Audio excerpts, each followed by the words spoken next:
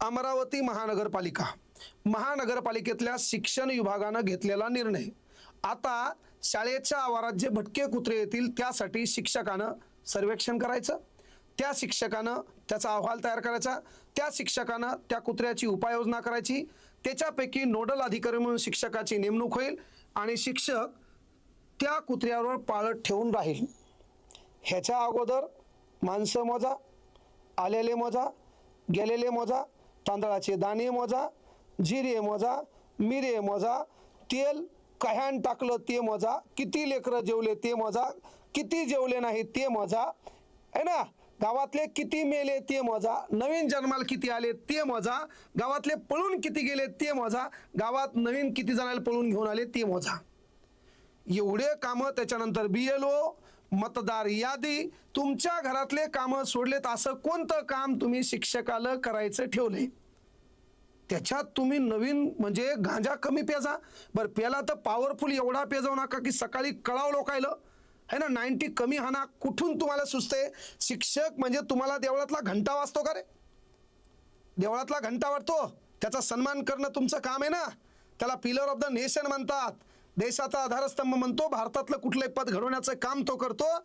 आपण एखादी पेपरवर मीडियावर बातमी येताना शिक्षकाचा मान सन्मान कसा राखता येईल याची काळजी घ्यायची का? नोडल अधिकारी ठेवता, कुत्र्याची पाळत ठेवता, मग त्यांना एक करा ना, लेकरांना आणि शिक्षकांना सांगा काहीच नाही, काठ्या घेऊन दंडुके घेऊन शाळेच्या बाहेर उभं राहा, है ना, लेकराला सांगा कुत्र्याचे हिंडकुळे तुम्ही सोडवा, है ना, शिक्षकाला सांगा कुत्रं भुकलं की त्याच्या मागं लागा, लेकराला नाही शिकवलं चालतंय, इथे छेडी गायब केली, घरूनच एक दंडुका घेऊन याचा आणि दिवसभर कुत्र्याच्या मागं पळ जा, हे का नाही?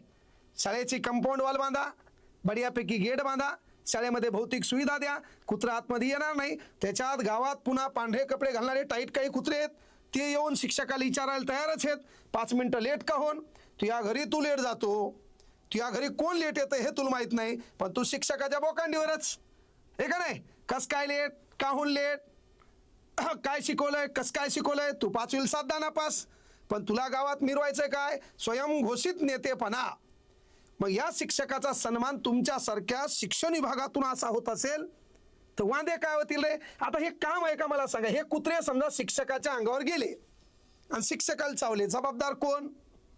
मग शिक्षकानं दंडुके घेऊन किंवा असं कुत्र्याला सांगायचं की जाऊ दे पोराय, जाऊ दे, तुला शिकवतो, आगाव भुकू नको, कमी भूक ताण घेऊ नको, आता शासन तुला पण काय करणार आहे, फंडिंग देणार आहे, बढियापैकी ती नावाचे 300 रुपये येणार आहेत, बढियापैकी मी पार्ले बिस्किट दररोज घेऊन या जाईल, फक्त तू इथं धिंगाणा करू नको, लेकरासोबत तू बी शिक। हे शिक्षकांना त्याला सांगायचं का? कडक गांजा हांजाव नका रे, काहीतरी शिक्षक माईच्या स्तरावर जाऊन विद्यार्थ्याची गरज लक्षात घेऊन स्वतःच्या लेकराला भविष्यात काय बनवायचं हा विचार डोक्यात ठेवून वर्गातले लेकरं स्वतःचे समजून कळलं का अंतःकरणातून शिकवण्याचा प्रयत्न करतो तो शिक्षक।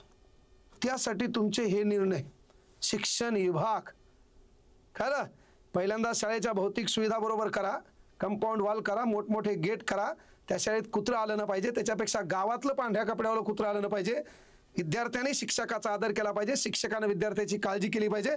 यातून महाराष्ट्रातल्या जिल्हा परिषदेच्या शाळा वाचवल्या पाहिजे, नाहीतर उठसूट डायलॉग आणता शिक्षकाने गावात राहिलं पाहिजे आणि ते 4 ठिकाणी घरं, इथं 2 दिवस तिथं 3 दिवस, टिपणंच्या टिपणं आणि तू डायलॉग शिक्षकावर।